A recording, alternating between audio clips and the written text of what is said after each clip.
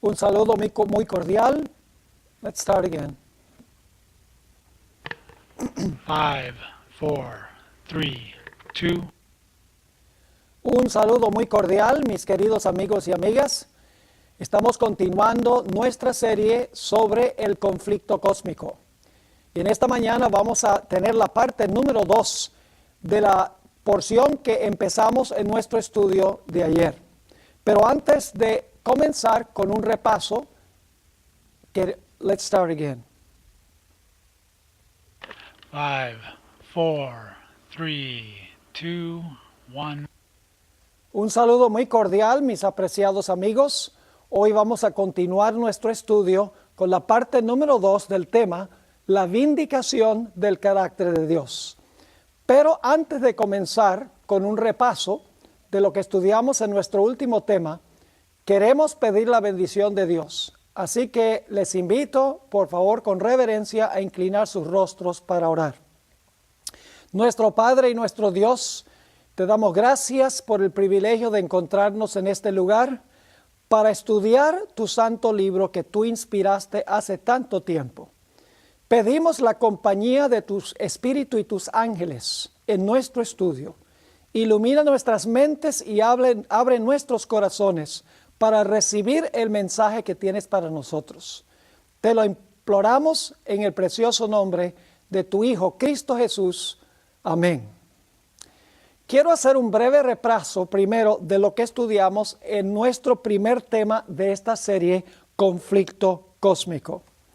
Estábamos notando en nuestro último estudio que hay dos conceptos especiales que distinguen el mensaje de la Iglesia Adventista del mensaje de todas las demás iglesias. La Iglesia Adventista tiene muchos puntos de doctrina en común con otras iglesias. Creemos que Cristo es el Salvador, creemos que Cristo murió, que Cristo resucitó, ascendió al cielo, va a regresar de nuevo. Pero hay ciertos conceptos que la Iglesia Adventista no comparte en otras iglesias. Y hay dos puntos específicos a donde la teología adventista se distingue de la teología de todas las demás iglesias. Uno de esos puntos es el gran conflicto universal entre el bien y el mal. No un conflicto solamente aquí en la tierra, sino un conflicto universal entre el bien y el mal, incluyendo a los seres celestiales.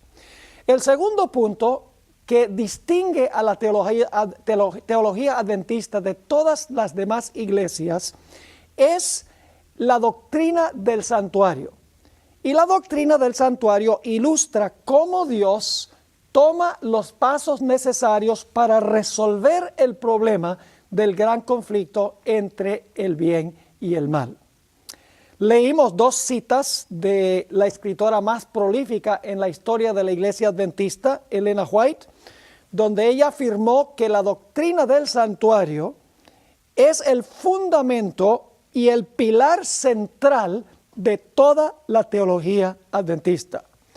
También nos dimos cuenta que ella afirmó que el propósito del plan de la salvación no era solamente salvar al ser humano, sino el propósito era vindicar, exonerar y justificar el carácter de Dios ante el universo.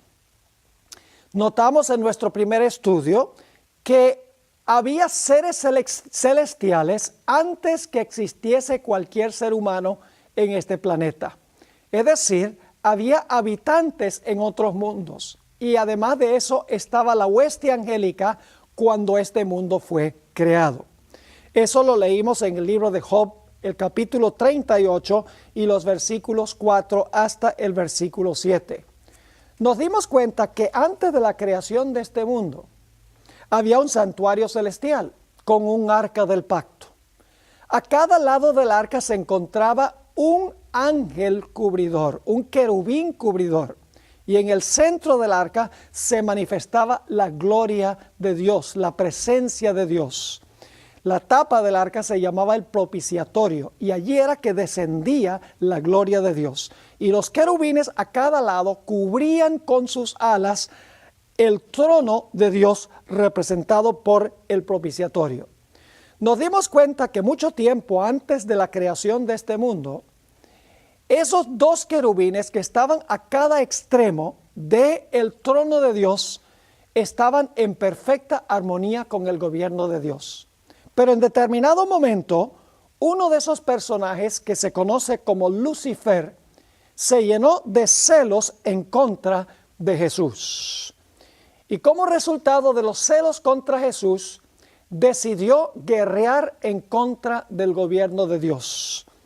No solamente estaba involucrado Jesús en el conflicto con este personaje, sino que este personaje se le inclusive contra el Padre, contra Dios el Padre.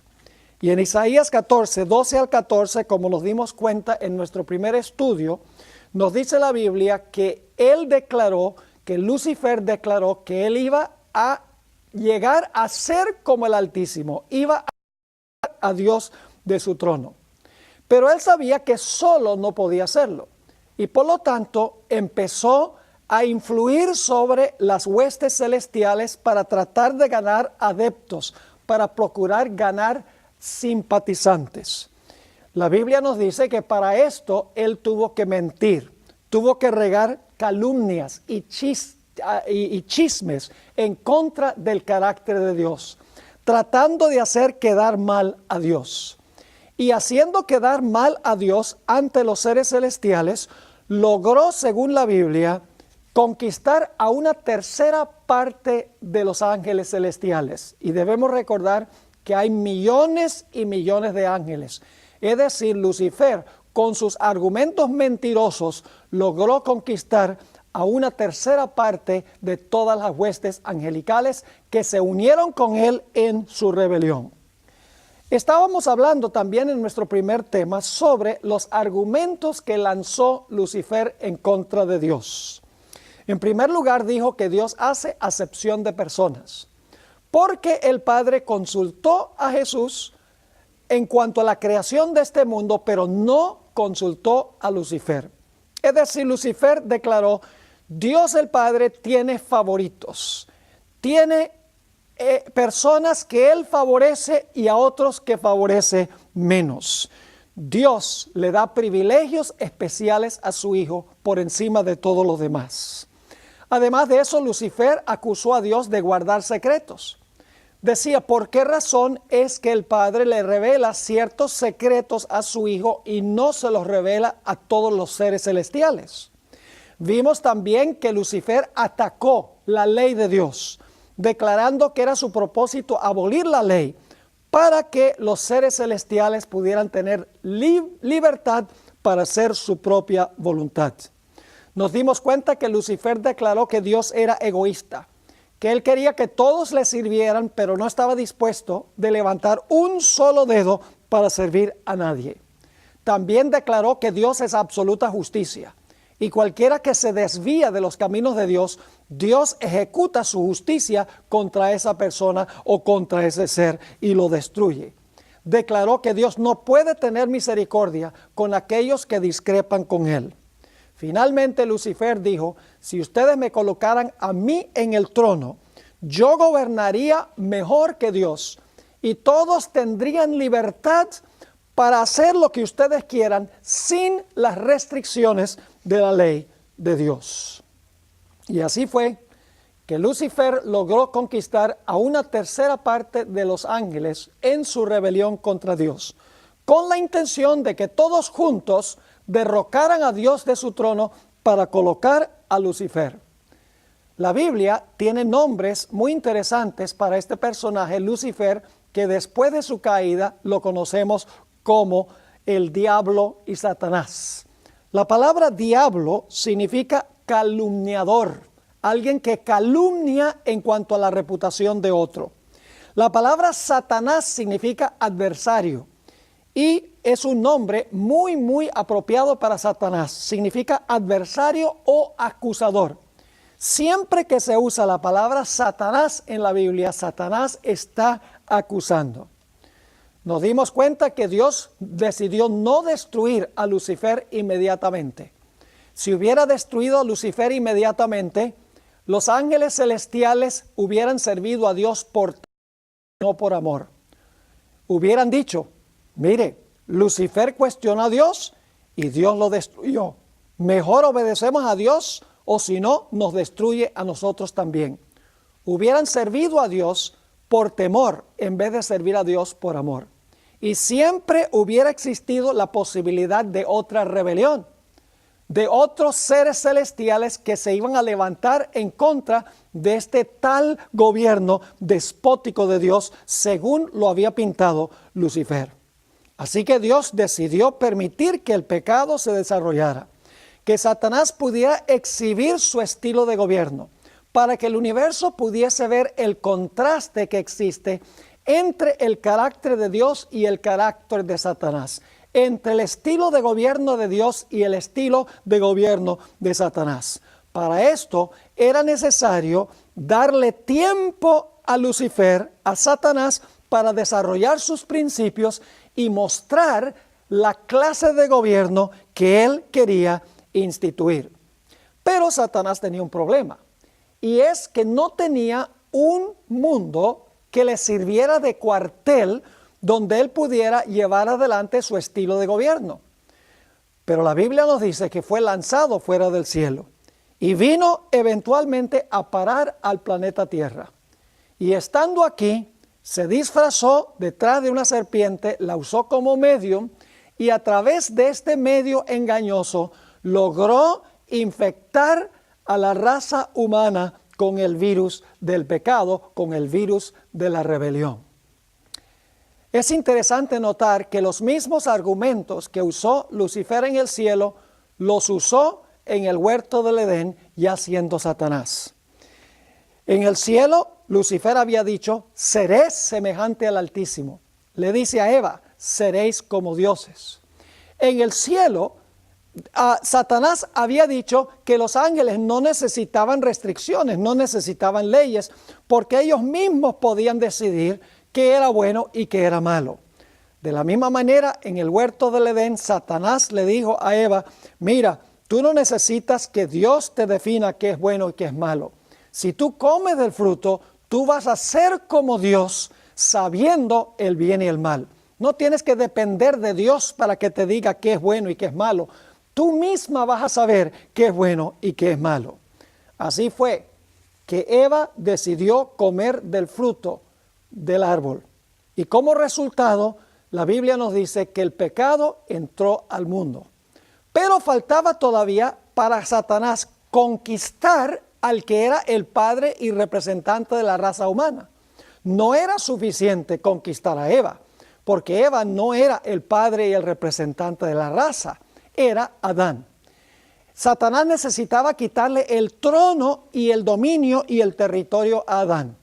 Así que después de llevar a Eva al pecado, la Biblia nos dice que Eva fue a donde Adán y Adán cedió a la tentación que le lanzó Eva y Adán de esta manera perdió su trono y perdió su territorio. Es decir, Satanás ahora tenía un planeta a donde él podía desarrollar su estilo de gobierno, donde él pudiera desarrollar los principios del carácter de él. Y Dios permitió que él estableciera su solio aquí en este planeta y le dio la capacidad de demostrar cómo hubiera sido el gobierno de él si hubiese tomado el trono de Dios a nivel universal. Yo creo que todos estaríamos dispuestos a decir que el gobierno de Satanás ha sido un absoluto desastre. ¿Qué tal si hubiera tenido éxito en quitarle el trono a Dios? Todo el universo sería un desastre, pero no lo sabríamos al menos que Dios hubiese permitido que Satanás tomara dominio sobre el planeta y exhibiera los principios de su gobierno. En realidad, mis queridos amigos, el gran conflicto entre el bien y el mal es un conflicto que está siendo observado por los seres celestiales. En nuestro último tema leímos varios versículos que indican que los seres celestiales están muy involucrados en la problemática que existe en este mundo. Leímos, por ejemplo, 1 de Corintios, el capítulo 4 y el versículo 9, donde dice que este mundo es un teatro, este mundo es un espectáculo al universo, a los ángeles y también a los seres humanos. Colosenses 1, 19 y 20 dice que Dios tiene que reconciliar con Él no solamente lo que está en la tierra, sino también lo que está en el cielo. Nos dimos cuenta que los seres celestiales se gozan cuando un pecador se arrepiente. En Lucas 15, 10 dice que Dios va a alegrarse junto con los seres celestiales cuando un pecador se entrega al Señor. También en Lucas 12 y el versículo 8 dice que Dios confesará nuestro nombre ante los ángeles si nosotros somos fieles al Señor. En Apocalipsis 3:5 nos dice exactamente lo mismo. Y en 1 de Pedro, el capítulo 1 y el versículo 12, dice que lo que anunciaron los profetas del Antiguo Testamento en cuanto a Cristo, los mismos ángeles desean entender estas cosas. Así que en la Sagrada Escritura encontramos abundante evidencia de que este mundo está siendo observado por los seres celestiales para ver el contraste entre el carácter de Dios y el carácter de Satanás, entre los principios del gobierno de Dios y los principios del gobierno de Satanás. Hay una historia bíblica que ilustra de una forma espectacular cómo el cielo está observando lo que está sucediendo aquí. Ese libro es el libro de Job. No tengo tiempo de entrar a todos los detalles en cuanto al libro de Job. Probablemente muchos de los que están viendo este programa conocen bien la historia. Pero encontramos en esta historia que se realiza una reunión en el cielo una vez, esto está en el capítulo 1, y fueron los representantes del universo a esa reunión, entre los cuales vino también Satanás. Ahora, la pregunta clave es ¿por qué vino Satanás a esa reunión de los representantes de todo el universo? La razón es sencilla. Satanás le quitó la posición a Adán como padre y representante y gobernante de este planeta. Es decir, cuando Adán escogió servir a Satanás, se convirtió en siervo y Satanás se convirtió en su señor. Y como todos han pecado, todos están en la misma situación. Así que Satanás viene entre los representantes de todo el universo. Y Dios le dice, ¿de dónde vienes? Él dice, vengo de la tierra, de rodear la tierra y de andar por ella. Y entonces Dios le dice, tú no has visto a mi siervo Job, hombre recto, varón temeroso de Dios, varón apartado del mal. Satanás le dice, pero es porque tú lo rodeas de toda clase de bendición, lo proteges, lo prosperas. Pero si tú le quitaras todas esas cosas, él te blasfemaría tu rostro. La Biblia nos dice que todo el cielo está observando lo que está sucediendo en esta historia. Dios le dice a Satanás, tú dices eso, está bien, yo te voy a permitir que tú le quites todo lo que tú quieras quitarle. Y verás que todavía me será fiel. Y todos conocemos la historia. Satanás salió, le quitó todo lo que Job tenía, incluyendo a sus hijos. Y Job dijo, Dios dio y Dios quitó. Sea alabado el nombre del Señor. En esto no pecó Job. Yo me imagino los seres celestiales en ese momento dijeron, ve, Dios tiene razón. Job permaneció fiel a Dios, aunque Satanás le quitó todo. Todavía sigue fiel a Dios. Dios tiene razón. Se celebra una segunda reunión en el cielo, un segundo concilio celestial. Van todos los representantes del universo al concilio celestial, entre los cuales va también Satán. Y se entabla una nueva conversación y Dios dice, ¿de dónde vienes? Satanás dice, bueno, vengo de la tierra y de rodear por ella. Y Dios le dice, ¿no has considerado a mi siervo Job que aún conserva su integridad cuando tú me volcaste en contra de él? Y Satanás le dijo, bueno, lo que pasa es que tú no me dejaste tocarlo a él. Si tú me hubieras dejado tocarlo a él, tú verías que él te blasfemaría a tu rostro. Recuerden que todos los seres celestiales están observando lo que está sucediendo en esta historia para ver quién tiene razón. ¿Será que Dios tiene razón o será que Satanás tiene razón? Dios le dice a Satanás en presencia de todos los testigos del concilio celestial, te doy permiso para que tú lo aflijas en la forma que tú quieras. Lo único que te prohíbo es que les quites la vida, porque si le quitas la vida, la prueba se terminó. La Biblia nos dice que Satanás salió y afligió a Job con una sarna maligna, desde la punta de la cabeza hasta la punta de los pies, que se rascaba con una teja.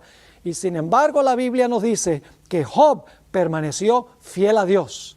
Después de esto, perdió el apoyo de su esposa, perdió el apoyo inclusive de sus mejores amigos, y parecía que había perdido también el apoyo de Dios. Pero Job declaró: aunque me matare, aún en él confiaré. Los seres celestiales estaban viendo el contraste entre el carácter de Dios y el carácter de Satanás. Estaba viendo que Satanás es un destructor, es malvado, que causa enfermedad, que causa destrucción, muerte y desolación. Y estaban viendo que Dios es exactamente lo contrario. Estaban captando una visión, todos los seres del concilio celestial, en cuanto a cómo es Dios y cómo es Satanás.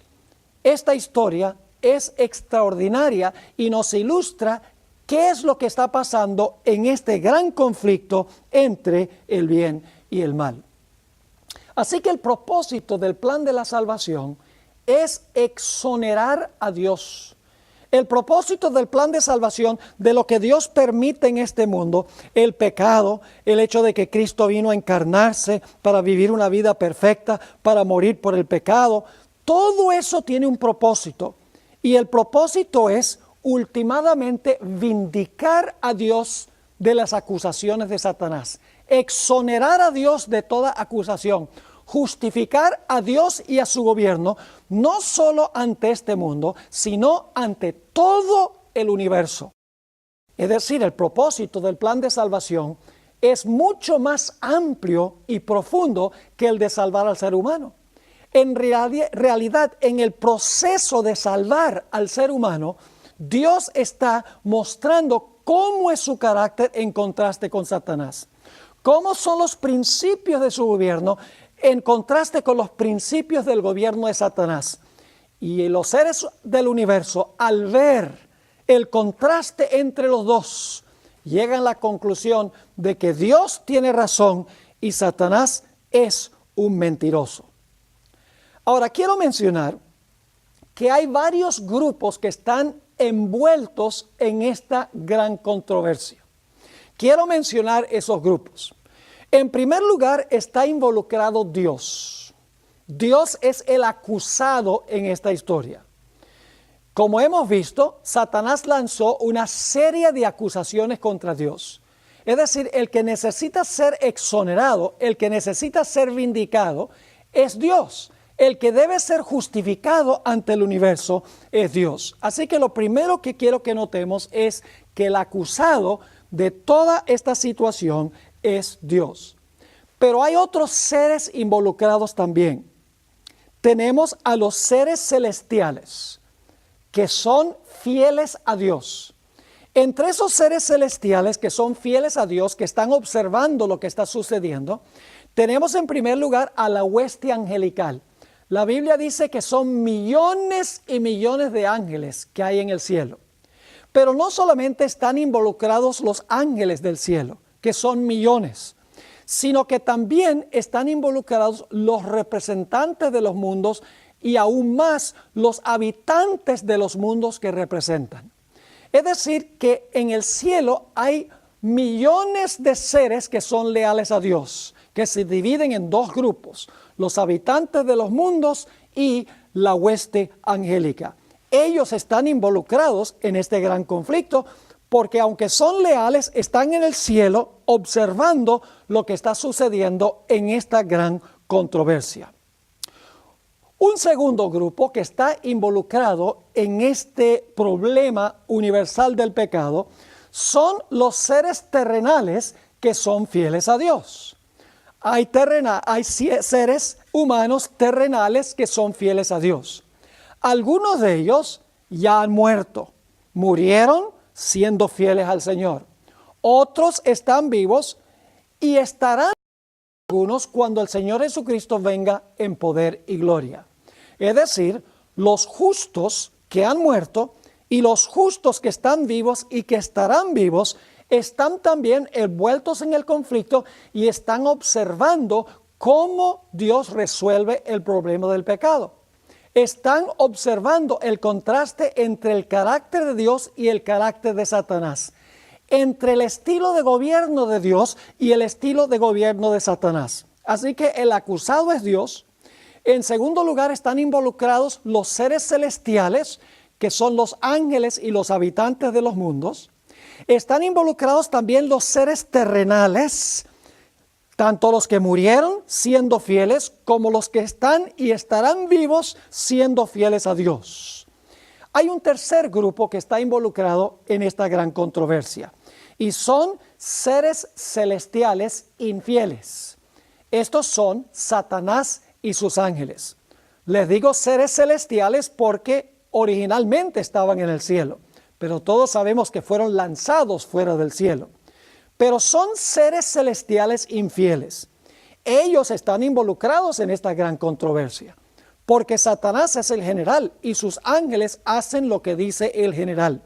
Ellos son los que están causando el mal, son los que están gestionando el mal, son los que están dirigiendo el gobierno de Satanás con el estilo que nosotros estamos viendo el día de hoy.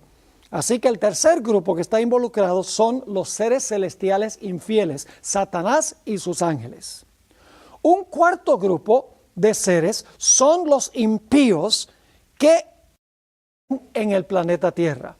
Los que no han recibido a Jesús como Salvador, aquellas personas que son en realidad instrumentos en las manos de Satanás porque han rechazado a Cristo como Salvador, están involucrados en esta gran controversia también. Así que tenemos varios grupos involucrados en todo el universo en este problema del pecado. Tenemos a los seres celestiales fieles que habitan en el cielo, que son los ángeles y los habitantes de otros mundos. En segundo lugar, tenemos los seres terrenales que han sido fieles antes de su muerte y que serán fieles estando vivos inmediatamente antes de la segunda venida de Jesús. Nos hemos dado cuenta que también hay seres celestiales infieles, que son Satanás y sus ángeles. Y luego hay seres terrenales infieles, que son los impíos que cumplen los designios de Satanás. Ahora, Dios resuelve el problema del pecado en el juicio. Y vamos a encontrar en nuestro estudio que el juicio consta de 3 pasos específicos. El propósito del juicio no es informar a Dios. Dios no necesita abrir los libros para averiguar qué ha hecho cada persona en este mundo. Eso no es necesario, porque la Biblia dice que Dios conoce el fin desde el principio. El propósito del juicio no es para informar a Dios, porque Dios es omnisciente. El propósito del juicio es aclarar cualquier duda que pueda haber en las mentes de los seres celestiales y de los seres terrenales en cuanto al carácter de Dios. Ahora, debo decir, para la mayoría de los cristianos, el juicio es un evento. El juicio es un evento. Pero la Biblia no enseña que el juicio es un evento. La Biblia enseña que el juicio es un proceso. Es un proceso que consta de 3 pasos específicos. Y ustedes se preguntarán, ¿un proceso? Les explico. La Biblia enseña que el proceso del juicio comenzó en el año 1844.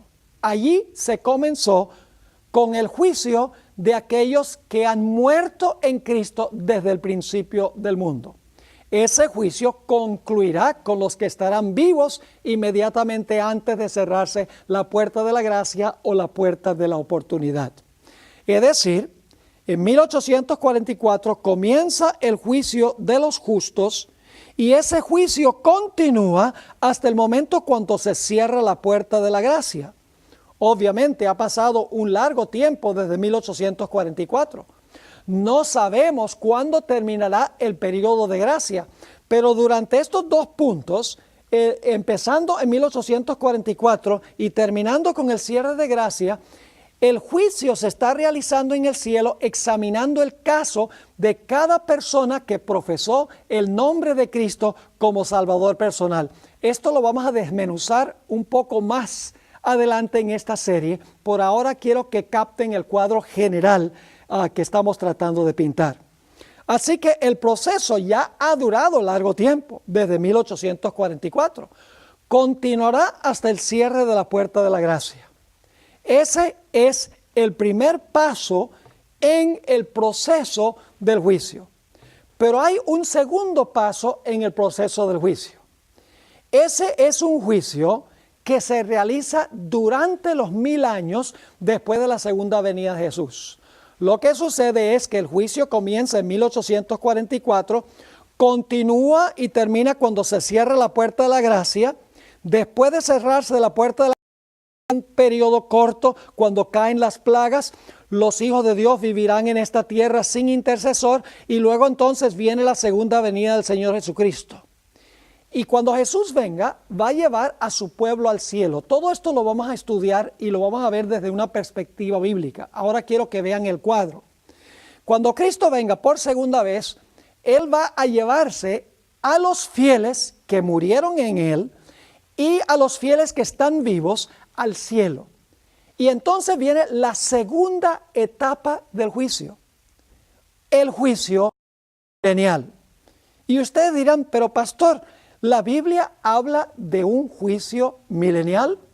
En unos momentos les voy a leer los versículos que describen el juicio milenial. Y les voy a también leer un texto sobre el juicio que se está realizando ahora mismo, también en el cielo desde 1844. Ahora, ¿cuál es el tercer paso del juicio, del proceso del juicio? Después de los 1000 años, la Biblia nos dice que va a descender la Nueva Jerusalén y entonces se va a realizar una última etapa del juicio. Nuevamente los libros se van a abrir. Y yo sé que ustedes se están preguntando, pero Pastor Bor, ¿por qué razón hay 3 etapas o 3 pasos del juicio? ¿Por qué tenemos una etapa del juicio que comienza en 1844 y termina cuando se cierra la puerta de la gracia? Luego otra etapa del juicio durante el periodo de los 1000 años con los santos en el cielo. Y luego otra etapa del juicio después de los 1000 años. ¿Por qué Dios no sencillamente hace una etapa y se terminó el asunto?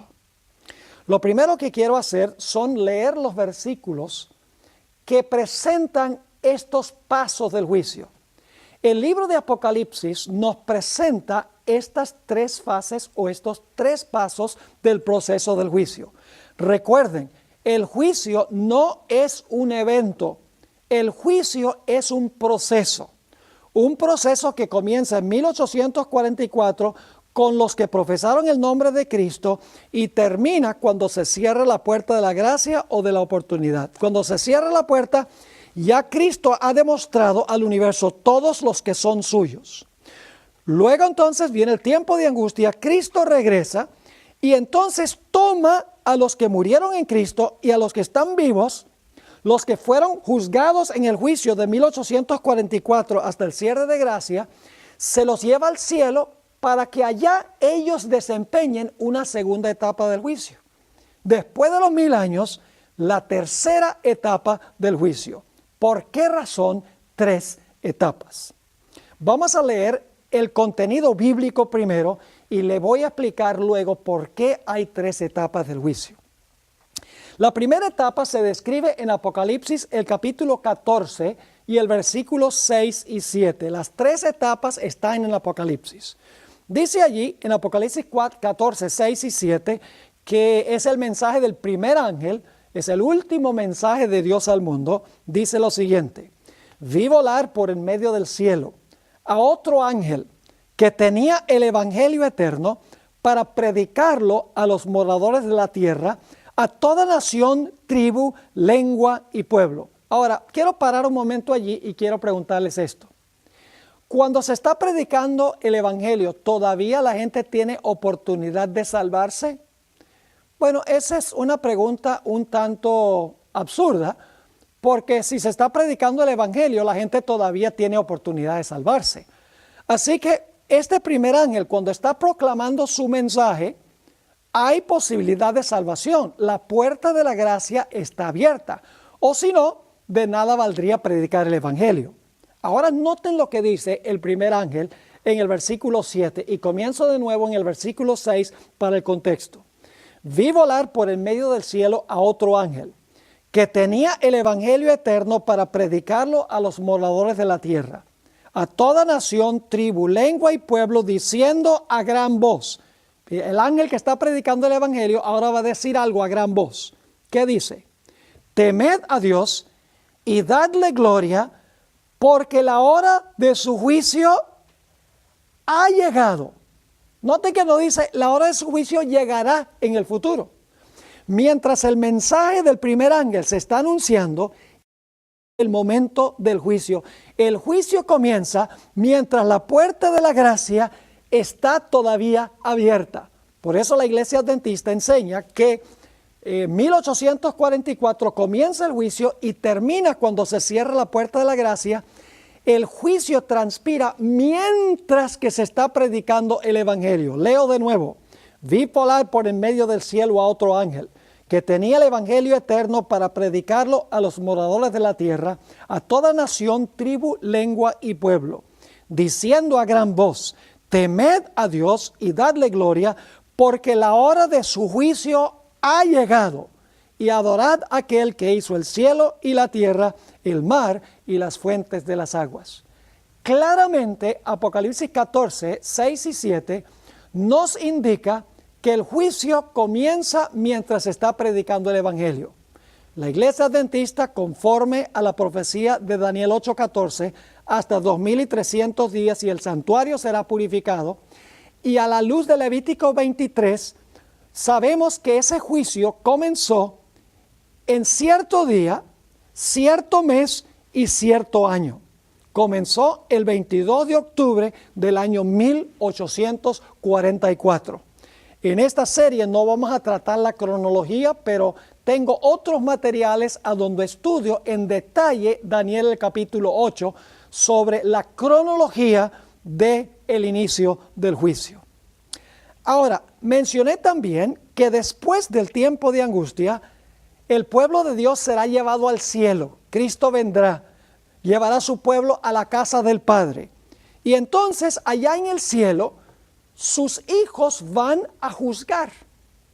Y ustedes dicen, ¿la Biblia dice eso? ¿Cómo no? En Apocalipsis 20 y el versículo 6 nos dice lo siguiente: y vi tronos, y se sentaron sobre ellos los que recibieron la facultad de juzgar. Fíjense que se van a sentar sobre tronos gente que tiene la facultad de juzgar, es decir, recibieron la capacidad de juzgar. Y luego sigue diciendo, y vi las almas de los decapitados por causa del testimonio de Jesús y por la palabra de Dios, los que no habían adorado a la bestia ni a su imagen, y que no recibieron la marca en sus frentes ni en su mano, y vivieron y reinaron con Cristo 1000 años. Noten aquí que nos dice que los que murieron en Cristo, y obviamente creemos que también los que están vivos cuando Cristo venga, dice que recibieron la facultad de juzgar. Y dice que vivieron y reinaron con Cristo 1000 años. Ahora la pregunta clave es, ¿a quién van a juzgar los fieles de Dios de el periodo de los 1000 años? La Biblia tiene la respuesta. En 1 Corintios 6, 1 al 3, y debo repetirles, todos estos detalles los vamos a estudiar en esta serie.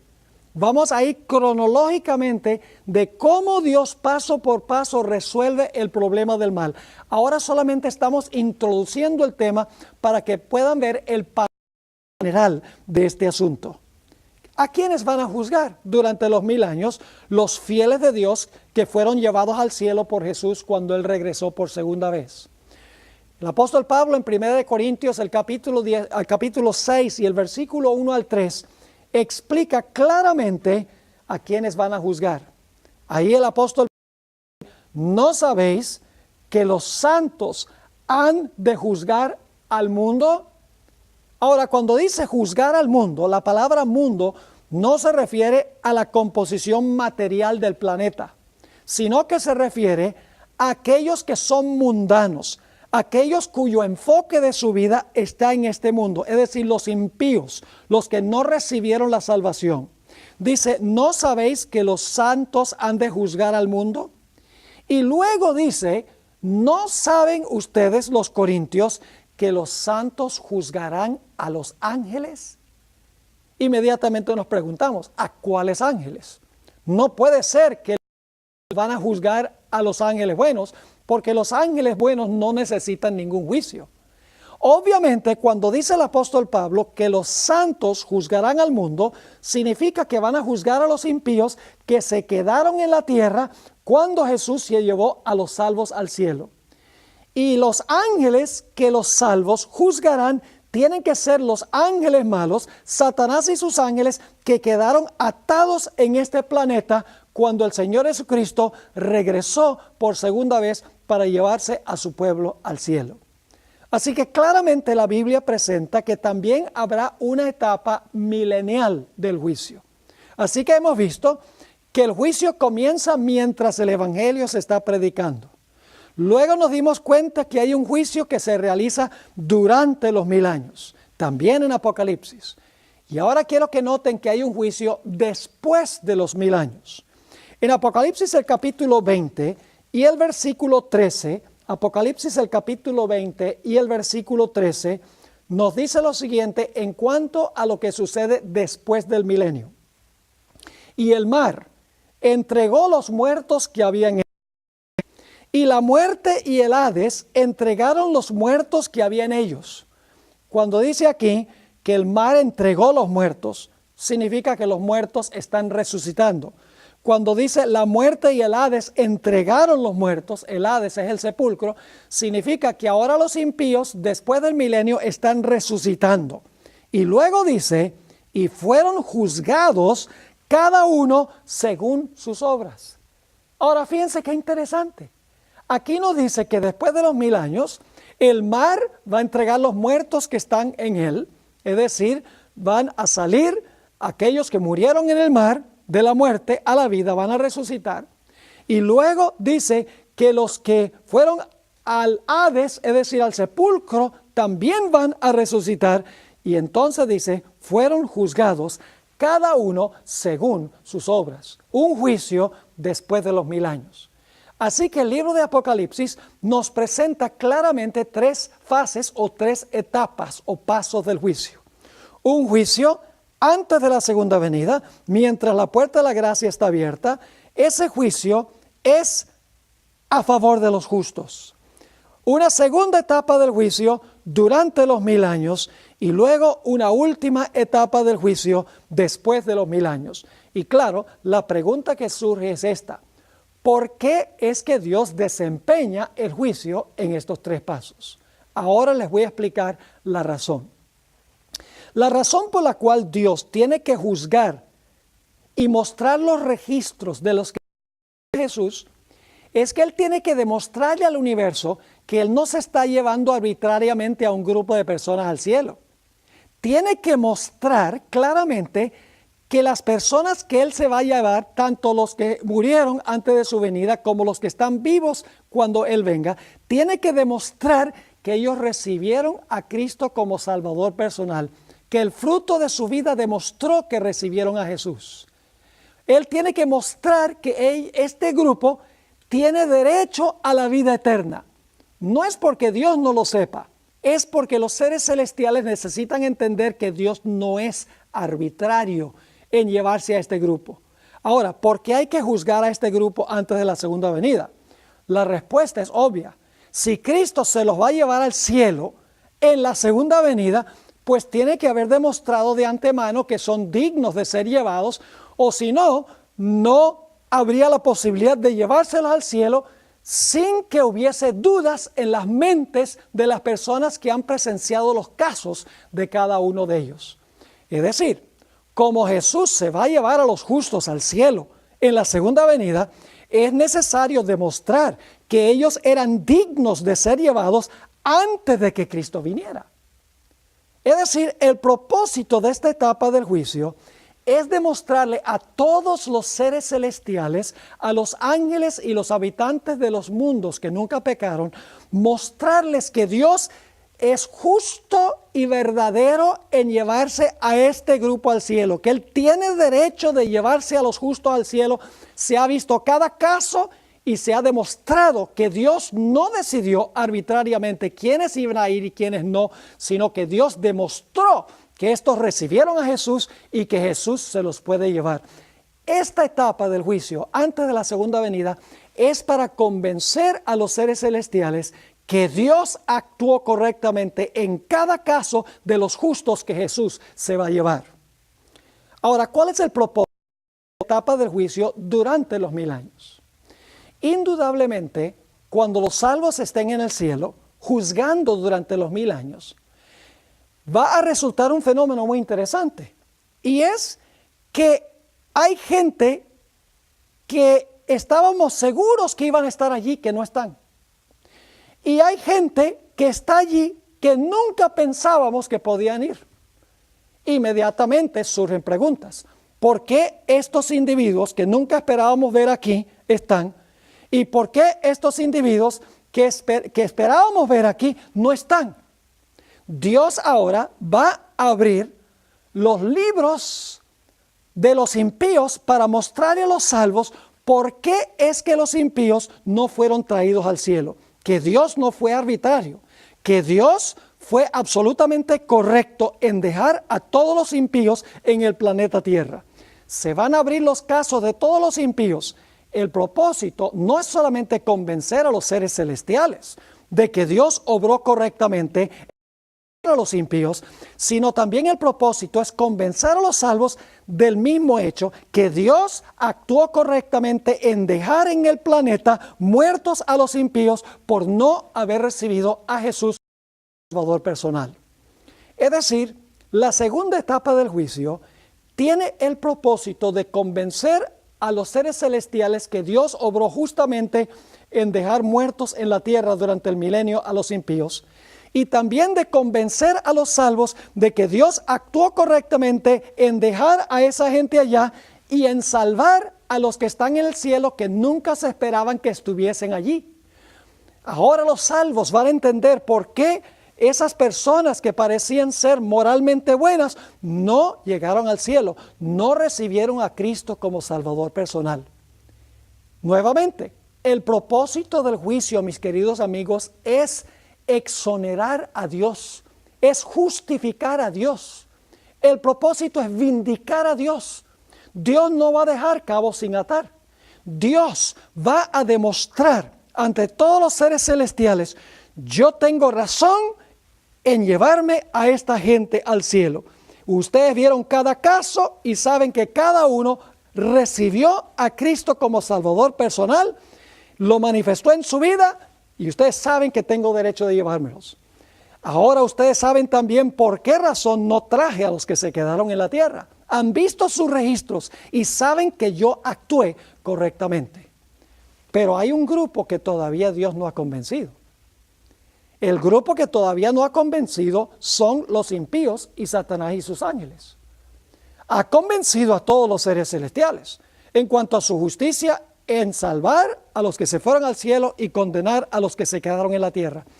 Pero todavía resta por convencer a los impíos de por qué ellos se perdieron y mostrarle a Satanás y a sus ángeles el fruto de su rebelión. Por esa razón, después de los 1000 años, los otros muertos que representan a los impíos van a resucitar de los muertos. Todos los seres que jamás hayan vivido en la historia del planeta Tierra, todos los impíos van a estar fuera de la santa ciudad, de todas las épocas. Y ahora viene la tercera etapa del juicio, del cual leímos en Apocalipsis 20 y el versículo 13. Ahora, en visión panorámica por encima de la ciudad, le va a mostrar a Satanás y a sus ángeles y a los impíos toda la historia de la raza humana. Y va a mostrar las decisiones que cada uno de ellos tomaron en el curso de la historia de la raza humana. Le va a mostrar a los impíos las oportunidades de salvación que tuvieron y cómo rechazaron esas oportunidades. Dios les va a mostrar los frutos lóbregos de la obra de Satanás y sus ángeles. Es decir, ahora Dios va a demostrarle a los impíos y a Satanás y a sus ángeles que Él fue justo en condenarlos. Y el momento climático de la historia de este mundo es cuando toda rodilla se doblará y toda lengua confesará que Jesucristo es el Señor, para la gloria de Dios el Padre. Todo el universo va a decir: justos y verdaderos son tus caminos, oh Jehová. El propósito del juicio después de los 1000 años es convencer a los impíos y a Satanás y a sus ángeles que Dios obró correctamente en el gran conflicto entre el bien y el mal. Solo en ese momento estarán todos los grupos convencidos que Dios actuó bien. Los seres celestiales habrán visto cada caso, estarán convencidos que Dios hizo bien en salvar a un grupo y en condenar al otro grupo. Han visto la historia de Satanás también. Los salvos que fueron al cielo durante los 1000 años también entenderán perfectamente que Dios condenó a los impíos justamente, que les dio la oportunidad de salvación. Va a demostrar Dios también a los salvos que Él fue justo y verdadero en llevarse a los que se salvaron al cielo. Y después de los 1000 años, Dios inclusive va a convencer a los impíos y a Satanás y a sus ángeles que Él obró correctamente en el gran conflicto entre el bien y el mal.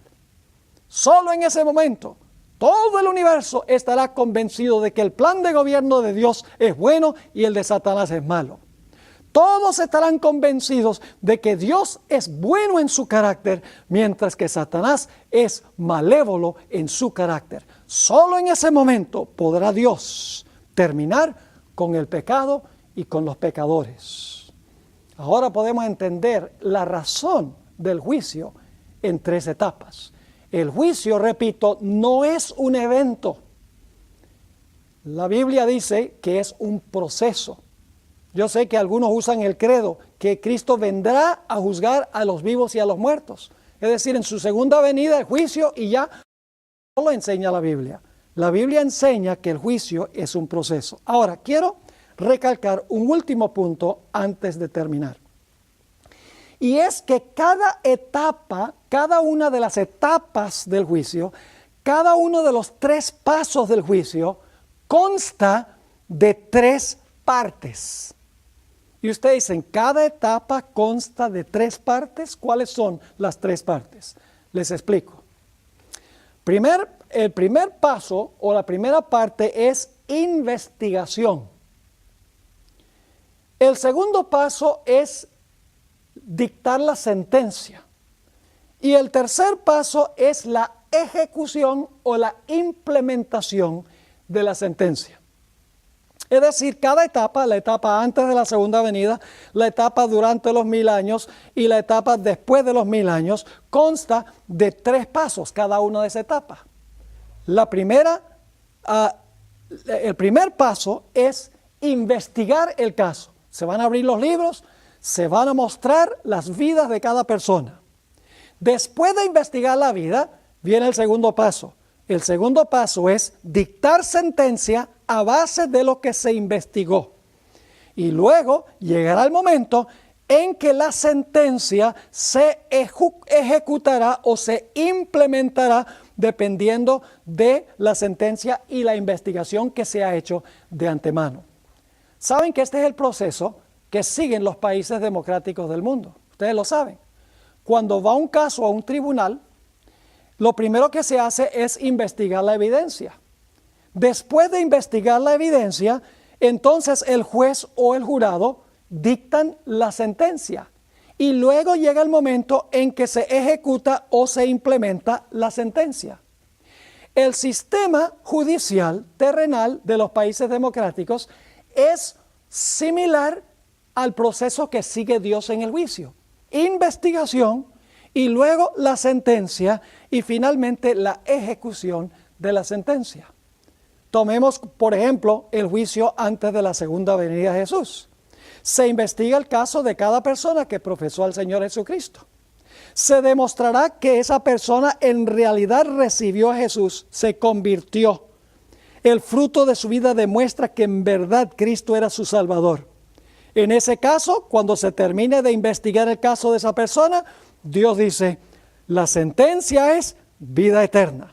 Y entonces llega el momento cuando Cristo venga, si la persona murió, entonces se le implementará la sentencia, se le dará vida eterna a esa persona.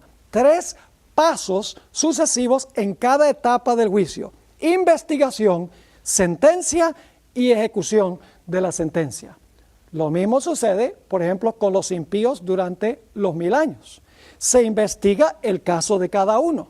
Luego, basado en sus obras, se dicta la sentencia que debe sufrir cada una de esas personas y entonces, después de los 1000 años, se implementa la sentencia contra esa persona. Es decir, el proceso del juicio que sigue Dios en el cielo es muy semejante en la tierra. El hombre se ha copiado, por así decirlo, del sistema judicial de Dios. Investigación, dictar la sentencia y luego entonces la ejecución de la sentencia. Espero que lo que hemos estudiado les haya quedado claro. Ahora quiero aprovechar para introducir brevemente nuestro próximo tema. La ley de Dios exige absoluta perfección. Una persona no se puede desviar ni un ápice de la ley de Dios. La ley de Dios exige una perfección absoluta. No puede haber ni un poco de desafío. Y la ley dice, si tú no me ofreces esa absoluta perfección, si tú te desvías en lo más mínimo, el fruto será la muerte. Es decir, el ser humano tiene un doble problema. Porque ningún ser humano le puede ofrecer a la ley la perfección que la ley exige. Y por lo tanto la ley dice, si tú no me puedes ofrecer la perfección, tú tienes que morir. Y la Biblia dice que todos han pecado y están destituidos de la gloria de Dios. No hay justo ni aún uno solo. Es decir, hay un problema, porque Dios dijo que si el hombre pecaba, iba a morir. Todos estamos sujetos a muerte porque todos hemos pecado según la Sagrada Escritura. Entonces, ¿cómo podía Dios resolver este problema? Si Dios no imponía la pena de muerte, si no exigía perfección que exige la ley, entonces Dios hubiera sido mentiroso, hubiera dicho, bueno, yo dije que tenías que obedecer la ley y tenías que morir si la desobedecías, pero no voy a implementar eso ahora. Dios hubiera sido mentiroso. Dios tenía que exigir perfección a la ley de cada ser humano y tenía que exigir la muerte de todos los pecadores. La pregunta clave es, ¿cómo podía Dios salvar al pecador y al mismo tiempo cumplir la sentencia de muerte en contra del pecado? En nuestro siguiente tema, el Cordero sin mancha, comenzaremos a mirar en el santuario la forma en que Dios resuelve este problema y otros problemas relacionados con el plan de la salvación. Así que no se pierdan el próximo episodio que se titula El Cordero sin mancha.